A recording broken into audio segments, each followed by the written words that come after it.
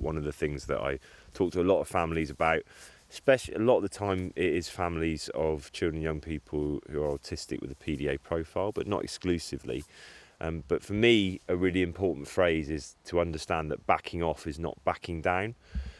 Certainly in my early career, I received a lot of training, read a lot of ideas around working with children and young people that were based on the premise that if you set a boundary, you have to see it through.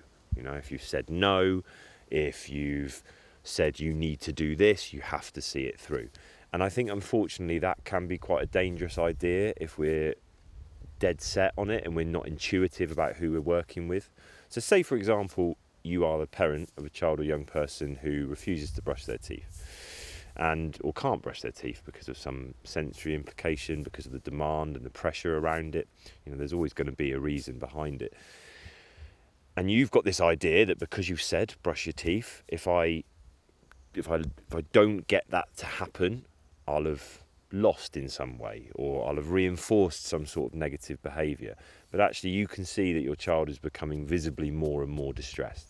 And actually you've got evidence objectively that the last 10 times you've done it, it's led to a huge meltdown for that child or young person, perhaps some physical aggression towards you, just a situation that is not beneficial to anybody at that point.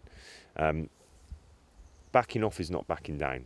If you can read that your child is not in the right place to meet that particular request, to complete that task at that point, giving some space, giving some time to come back from that situation can actually be really powerful.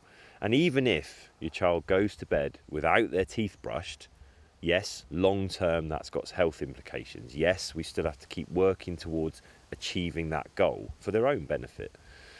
But you taking note of where they're at in terms of their level of distress and moving away to avoid further escalation of distress is actually, I would say, really intuitive and good parenting and good support. And again, you can always come back at it in a different angle, come back at it later. But backing off is not the same as backing down or giving in or giving up.